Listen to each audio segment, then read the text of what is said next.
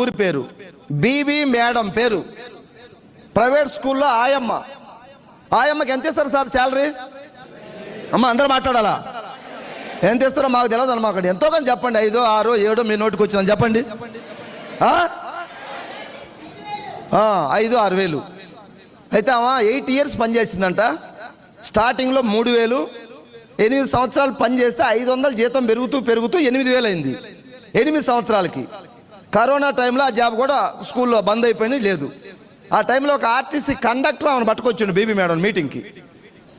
Meeting ఇన్న తర్వాత ఒక 800 రూపాయలు పెట్టి మనకు ఆయిల్, సబ్బు, సరుపు, పేస్ట్ తీసుకుంది. ఇక్కడ ఎవరు ఇంత కొనమని చెప్పట్ల మన ఎండి గారు, అవునా కదా?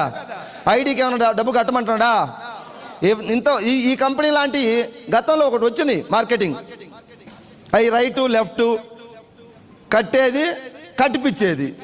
ముందు నువ్వు ఇరుక్కోవాలా, నలుగురు ఇరికియాలా. ఈ పనికిమాలిన కంపెనీలు వచ్చి ప్రజలను దోసుకొని పోయినాయి. మనకు అవగాహన ఉండి లేక దాంట్లో కొంతమంది చేతులు కాల్చుకున్నారు. ఇప్పుడు మనం కొత్తగా వెస్టేజ్ అని పోయేసరికి ఇట్లాంటి మేము ఇన్ని చూసామంటున్నారు. సార్ ఇన్ని చూసాము, కట్టేది కట్టించేది చూసారు. సార్ దీంట్లో ఏమైనా ఉందా కట్టేది? ఒక్క సబ్బు కొనుక్కో చాలు 35 రూపాయలు పెట్టి, వాడు నీకు నచ్చితే మళ్ళీ కొను, లేదంటే ఆపేసి. ఇంకెక్కడుంది ఇక్కడ ఫ్రాడు? చాలామంది అవగాహన లేకుండా బయట సమాజంలో మనకి ఈ కంపెనీలో మనం స్టార్టింగ్ డేస్లో మనం ఏదో వెస్టేజ్ గురించి పోయి వాళ్ళకి చెప్తే వాళ్ళు మనల్ని డిస్కరేజ్ చేస్తారు పూర్తిగా. మన ఛార్జింగ్ మొత్తం తీసేస్తారు, బుట్ క్యాంప్ ఛార్జింగ్ అంతా. అరే పిచ్చోడా నీకేం తెలుసు, ఇట్లాంటి నేను ఇన్ని చూశాను, 6 నెలల కన్నా ఎక్కువ కనుకుంటే నా చెవి ఎత్తా, నా కాలు ఎత్తానంటారు కొంతమంది.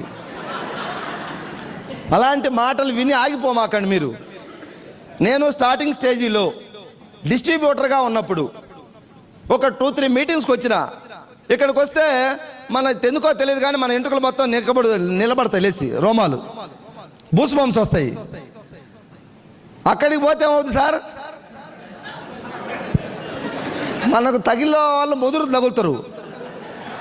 వాళ్ళు ఏ విధంగా ఒక విధంగా నేను డిస్క్రైబ్ చేస్తారు అంతే. నీ మాటలతో అయ్యా నాయన లేచి నిలబడుతున్నారు, తిరుగుతున్నారు. ఎవరో తిరిగితే ఇక్కడ ఈ డయాస్ మీదకి వచ్చి డ్యాన్స్ చేయాల్సి వస్తుంది లేస్తే. ప్లీజ్, ఆ వైట్ షర్ట్ ఇంకా తిరుగుతానే ఉన్నాడు.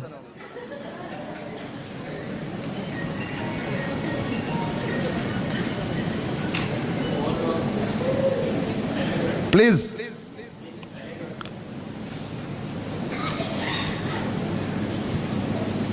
చూడు అబ్బాయి, ఒక అబ్బాయి లేట్ వల్ల నా మైండ్ మొత్తం మళ్ళీ అడిపోయింది ఫోకస్. నాది డీజిల్ బుల్లెట్ లాంటిది.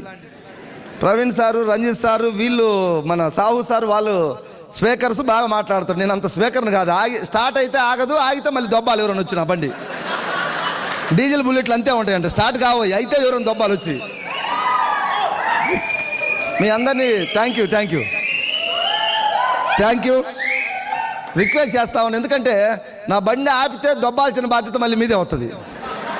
నాది కదలదు ముందుకు, అందుకు అదొక మైనస్ ఉంది. ఈసారి మన ప్రవీణ్ సార్ ద్వారా బాలి సార్ ఎప్పుడైనా కలిస్తే చెప్తా మాట, సార్ నాది బండి ఆగిపోతే స్టార్ట్ అవడానికి ఏమైనా క్యాప్సులు తయారు చేయండి, అమ్మట వేసుకొని మళ్ళీ వాటర్ దాకా స్టార్ట్ చేస్తా.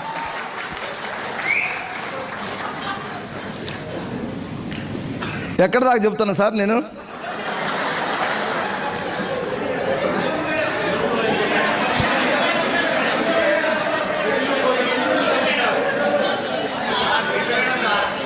Thank you.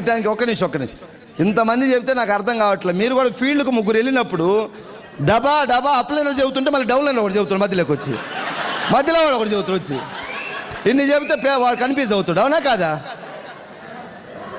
కాబట్టి ఫీల్డ్కి వెళ్ళినప్పుడు తెలిసినా తెలవకున్నా, ఇప్పుడు కొత్త ప్లాన్ మారింది మనకు. 5, 8, 10, 11 ఉండేది గతంలో.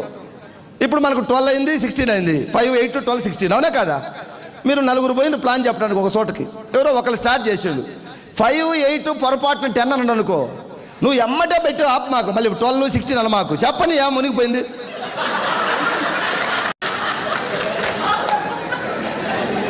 ఎవరైనా పొడుతుంటే నువ్వు ఆపాలా ఎమ్మటే. ప్లాన్ చెబుతున్నాడు ఆయన. ప్లాన్ చెబితే 5, 8, 10, 12, 11 చెప్పిండు. రేపు 16 బాలి సార్ ఇస్తాడా? ఇస్తాడు కదా. ఆవేశం తట్టుకోలేం మనం. దయచేసి